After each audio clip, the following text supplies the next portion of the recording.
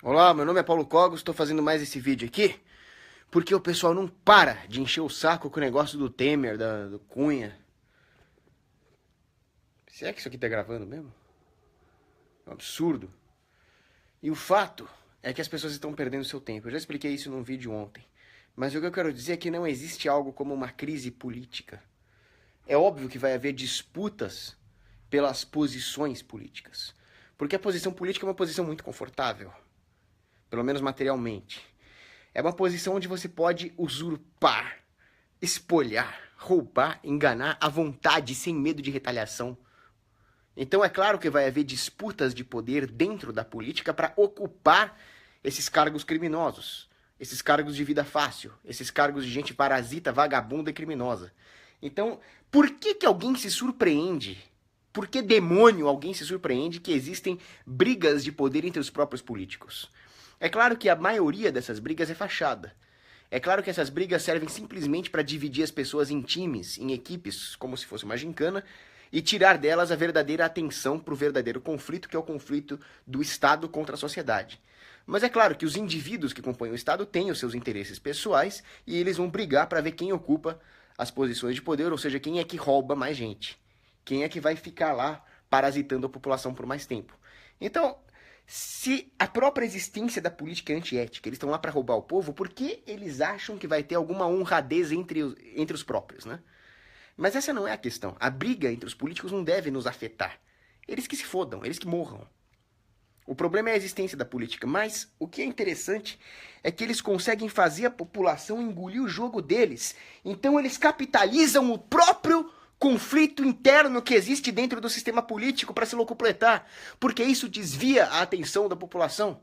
A população acha um absurdo as agressõezinhas que existem de um político contra o outro e não acha um absurdo a grande agressão do sistema contra nós. Como eles conseguem manipular a população desse jeito? Porque o Estado é um grande mecanismo de guerra psicológica. A guerra que eu tanto me refiro, a qual eu tanto me refiro, entre o Estado e a população, é principalmente uma guerra psicológica. Que se a guerra fosse na porrada, se fosse no meio da rua, quebra-pau, molotov, tiro de AK, a população ganhava, e ganhava fácil. Que é muita gente, cara. É muita gente contra os políticos. Se a população acordasse e falasse, pô, minha família, meus amigos, minha comunidade, pô, vamos matar esses políticos, acabava, cara. No pau, na porrada, na facada, num chute, na voadora, nós ganhávamos. O problema é que na guerra psicológica o Estado realmente é muito bom. Ele é realmente superior em propaganda, em mentira, em demagogia. Então, o Estado trabalha principalmente a guerra neocortical, os vieses de percepção, os vieses de raciocínio, os vieses psicológicos. E um deles é um viés de atribuição, que se chama Attribution Bias. Esse Attribution Bias ele foi teorizado por um psicólogo da escola de Gestalt chamado Fritz Heider. E o Fritz Heider percebeu que muitas vezes as pessoas tendem erroneamente a fazer uma distinção entre um comportamento individual, uma falsa distinção, e as exigências de um entorno institucional, por exemplo, ou de qualquer situação que seja. Então as pessoas acabam dissociando o comportamento de certos indivíduos do seu entorno situacional, atribuindo a defeitos de personalidade ou a idiosincrasias, ao invés de atribuir ao desenho da situação. Um claro exemplo disso é aquela mania que as pessoas têm de fazer uma distinção entre governo e Estado.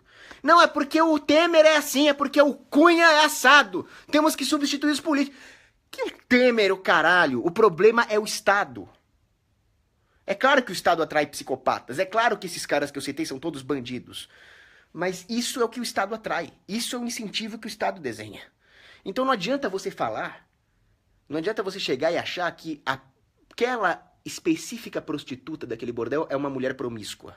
De fato, ela é. Mas o problema não é que aquela moça ali é promíscua. O problema é que aquilo é um bordel. Então é claro que as moças que lá trabalham são todas promíscuas. Porque aquilo é um puteiro. Aquilo é um bordel. O que você espera? Né? Porra. Então, é claro que os políticos são todos uns safados, mas o que você espera da política? O que você espera do Estado? Então não existe essa distinção entre governo e Estado. O governo é um sintoma e o Estado é a doença. É falsa a distinção entre governo e Estado. O governo é o que você pode esperar do desenho institucional estatal. Um governo é o que você pode esperar é o acidente da essência que é o Estado. Não caia no attribution bias. Não, então o problema é o político XYZ, o problema é o político fulano. Se trocar, dá tudo certo. Não dá tudo certo porra nenhuma porque o Estado continua. Fritz Heider. Pesquisa esse cara. Então o Estado continua explorando esse bias para fazer as pessoas acharem que a culpa é desse governo. E quando as pessoas acham que a culpa é desse governo ou desse parlamentar, elas começam a brigar entre si. Você votou nele! É você que votou no outro! Porra, parem com isso, cara. Olha aí o problema de votar também, né?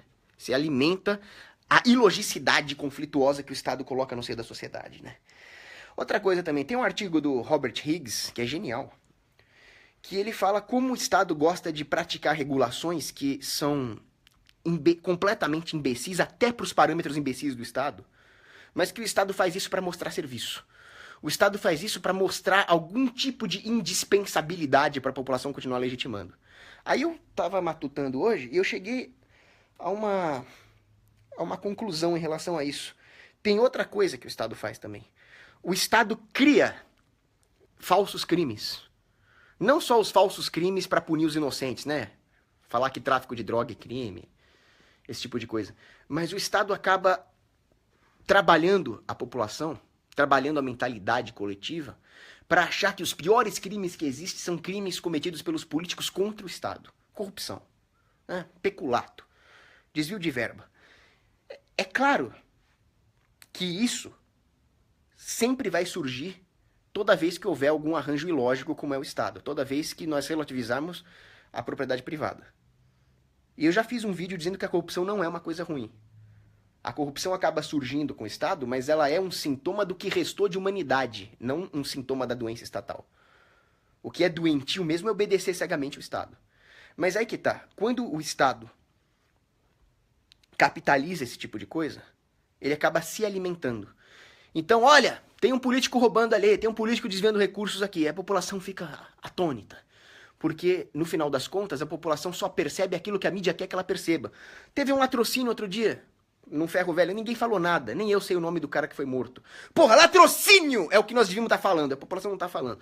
Então a mídia decide quais eventos vão causar indignação na população.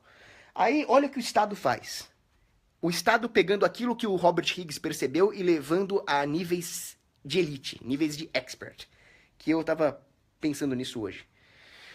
O Estado aproveita-se dessa característica acidental, que é a corrupção, desvio, propina, um compra o outro dali, o outro compra o delator de lá, normal, normalíssimo.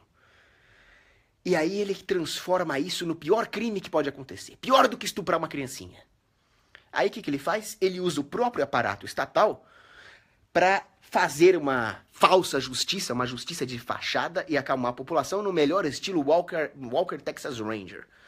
Nós somos os policiais federais, nós vamos prender os corruptos, nós vamos acabar com os corruptos, nós vamos colocar todo mundo na cadeia. Aí não tem mais direitos humanos, né? Toda aquela peninha que o pessoal tem de estuprador, toda aquela peninha que o pessoal tem de latrocida, acaba. Corrupto, vagabundo, filho da puta, tem que morrer! Aí o Estado sai como super-herói, né? Aí o pessoal começa a pensar o seguinte: então o problema realmente era o governo, não era o Estado. Aquele político era corrupto, aquele político era ladrão. E aí o Estado, o Moro, a Polícia Federal foi lá e desceu o cacete. É isso mesmo. Temos que ter um Estado mais forte, mais eficiente. Pronto, ele se alimentou. E vocês, otários, caíram. Como sempre. Eu já vi nego falar em voltar às Forças Armadas por causa dessa porra que deu com o Temer e com o Cunha. Ditadura militar. É claro que a democracia que tem hoje é muito pior que uma ditadura militar, mas quem disse que ditadura militar é bom, porra? O comunismo é uma ditadura militar. O dia que o comunismo chegar no Brasil, e vai chegar, vai ser pela mão dos militares. Parem de puxar o saco dessas azeitonas vagabundas. Então, saibam como o Estado age. O Estado se alimenta de todos os seus erros psicológicos. É assim que ele age. E aí, ele acaba modificando a nossa própria percepção moral. Tem uma frase do Joseph Sobran, que eu achei genial. Ele fala: a prova do sucesso da propaganda estatal é que a palavra Estado não causa temor na população. Você chega para a população e fala Estado. whatever, né? Aí você chega pra população e fala anarquia. O pessoal pensa que é bagunça, o pessoal pensa que é carro virado na rua pegando fogo. Anarquia assusta e Estado não. Mas o que é anarquia? É simplesmente não ter um filho da puta te coagindo. E o que é o Estado? O Estado é bomba atômica, o Estado é o Lodomor, o Estado é o Holocausto, o Estado é pogrom, o Estado é apartheid. Porra, isso devia assustar a criancinha, cara. Você devia chegar pra um bebê na cama e falar Estado, e o bebê... Pô, devia ser assim, porra. Então o Joseph Sobran matou a pau aí, né? Olha a prova da eficiência da propaganda estatal. Aí, mais uma vez, matutando em cima do que o Joseph Sobran falou, eu fiquei pensando, por que a palavra traficante tá associada a um filho da puta, a um bandido? Você fala traficante, o cara já imagina o pior filho da puta do mundo. Aí você fala policial da rota. Esse cara é bem pior que um traficante. Esse cara cria os traficantes mais perversos que tem. Então eu tava vendo lá, por exemplo, a menina que foi presa nas Filipinas porque tava vendendo droga nas Filipinas. Porra, você acha que essa menina é uma ameaça pra alguém? Ela não é uma assassina, ela não é ladra, ela simplesmente pegou cocaína e foi vender nas Filipinas porque lá tem oportunidade de lucro. Como o governo aperta muito ali, deve estar escassez de oferta, porra, ela ia lucrar pra cacete. Foi presa, infelizmente. Uma pena. Ela não é uma ameaça pra ninguém. Tanto é que eu cheguei no próprio grupo libertarianismo e falei em traficante honesto. Existem os traficantes honestos. E o pessoal pensa que eu tô louco quando eu falo isso. Mas não, eu tenho uma amiga que é traficante. E é uma traficante honesta. Não vou citar nomes, né, porra? Perigoso isso. Mas a minha amiga é uma traficante honesta porque ela planta maconha na casa dela e vende na faculdade. Ou seja, ela planta uma erva, uma espécie vegetal e vende pro otário que quer comprar. Qual é a porra do problema? Nenhum. Pelo contrário. Ela tá impedindo que o playboyzinho lá da faculdade dela compre do traficante perigoso, assassino, criminoso. Ela tá tirando o lucro dos bandidões. Pô, ela devia ganhar uma medalha. Essa é uma traficante honesta. E ela não rouba ninguém, não frauda ninguém, ela só tá na dela lá, com a maconha dela, fica lá cantando música do Bob Marley, whatever. Agora, quando você fala em deputado devia ser pior que xingar a mãe. Cara, você é um filho de uma deputada, cara. Devia ser pior do que xingar de filha da puta. E não é. Deputado, o pessoal pensa que é alguma coisa digna. Vossa Excelência é a puta que te pariu, cara. Esses caras são bandidos. Então o Estado conseguiu transformar o traficante em uma coisa necessariamente perversa, simplesmente porque ele empreende um comércio que a gangue estatal não deixa. Aí é claro que existem muitos traficantes bandidões.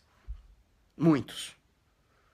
Por quê? Porque o Estado, ao proibir as drogas, fez com que o mercado, com que toda a oportunidade de lucro no comércio de drogas ficasse na mão de bandidos perigosíssimos, inclusive com contatos no governo. Mas essa não é a natureza, isso não é a essência do tráfico. Isso é um acidente causado pela proibição. Agora, o deputado não. O deputado é sempre um filho da puta. O deputado é sempre um vagabundo. O deputado é sempre um criminoso. Absolutamente sempre. O candidato a deputado também é sempre um filho da puta. O cara que tem essa arrogância moral, que é o grande mal dos tempos modernos, essa arrogância moral, achar que nós temos alguma capacidade de construir os nossos parâmetros morais sem Deus, isso é o mal do laicismo, do iluminismo, do modernismo. E toda a dignidade falsa, toda essa aura de falsa dignidade em torno dos políticos vem disso. Deputado devia ser um xingamento pior do que xingar a mãe. Traficante não. Vamos lá, responder perguntas que eu vou ter que sair.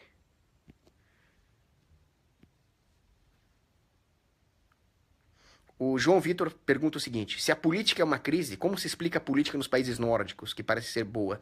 Exatamente. Essa é a maior crise de todas. Os países nórdicos são a sociedade mais doente que existe. Graças a Deus que o Brasil não tem políticos nórdicos, tem políticos brasileiros. É saudável que nós tenhamos políticos como Cunha, como outro cara que leva amante lá de helicóptero. Isso é saudável. Agora, na Suécia, não. Na Suécia, na Dinamarca, lá, a palavra que eles usam para imposto é amor. Eles substituíram toda a humanidade, todo o strive por adquirir virtudes, eles substituíram pela confiança cega nos políticos que estão afundando aquela nação, estagnada economicamente, ou pior, regredindo economicamente, entupida de muçulmanos, e os muçulmanos estupram as suecas e ninguém pode nem falar mal desses filhos da puta. É isso que os politiquinhos respeitáveis conseguiram nos países nórdicos. Eles conseguiram transformar a profissão mais filha da puta que existe, a ocupação mais nojenta e demoníaca que existe, que é o político, tá na Bíblia que o anticristo vai vir desse meio, em algo respeitável. Eles não são respeitáveis. O que é aterrador é respeitar uma figura que jamais seria respeitável. Portanto, é honesto, é transparente que um político coloque o sobrinho como assessor de gabinete ganhando 50 mil por mês sem concurso. Isso é saudável. O que não é saudável é o político ir trabalhar de bicicleta. Por isso que o Brasil tem chance, a Suécia não. Vamos lá.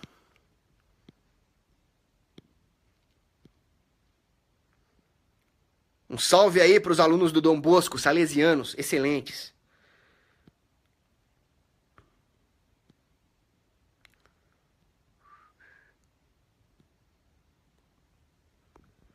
Cara, para de falar mal da minha camiseta porque ela é vermelha. Que mania de achar que tudo que é vermelho é comunista. Isso aqui é tapeçaria de Bayeux, Guillaume de Conquerant. Ah. Isso aqui é saudosismo medieval puro.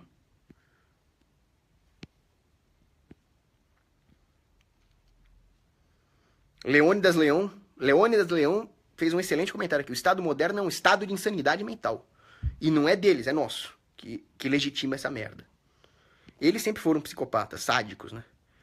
Mas nós estamos com uma síndrome de Estocolmo. Aliás, a palavra síndrome de Estocolmo nunca fez tanto sentido, né?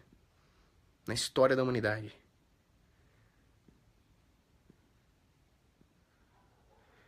O Edmundo Morgatório da Fuça, que raio de nome é esse? Fala para eu comentar sobre a relação entre praxeologia e escolástica. Cara, isso é um assunto gigantesco. O que eu posso dizer é que as primeiras aferições econômicas com alguma base praxeológica vieram dos autores escolásticos. São Bernardino de Siena, por exemplo.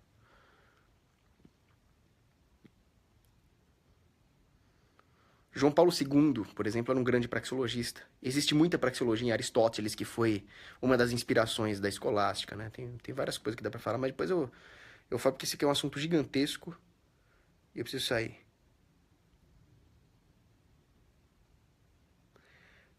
Luan Lucas, você tá errado. A política é necessariamente coercitiva, fraudulenta. Um líder aceito voluntariamente não tá fazendo política. Ele tá fazendo uma liderança. E geralmente essa liderança tende a ser cada vez menor à medida que as pessoas vão substituindo o risco moral dessa liderança por outras soluções. Isso não é política. Justamente quando ela tem componentes políticos, que é quando ela está legitimando aquilo que é ilegítimo, é que começa a haver risco moral no escopo que ele se propõe. Então, por exemplo, num condomínio, né? O cara que simplesmente vai tomar decisões condominiais que tem que ser tomadas não está praticando política, ele está praticando administração condominial. A hora que ele começa a querer dar um jeitinho, favorecer um aqui, desviar, aí já começa a ser político. Político é uma coisa, então, prejudicial, em detrimento da boa administração. A política é o contrário da boa administração, da ética, da técnica. É a negação da ética e da técnica. Felipe Oliveira Paiva, como você vê os nórdicos em um futuro próximo? Allahu Akbar! Infelizmente.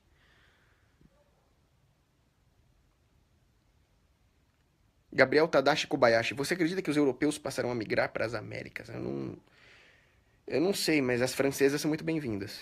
As francesas, né? Inclusive eu tenho um quarto de hóspede aqui pra francesinha.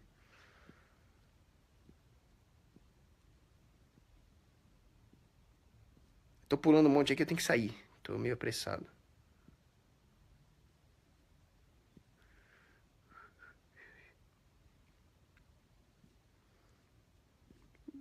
Ok. Abraço e beijo pras meninas.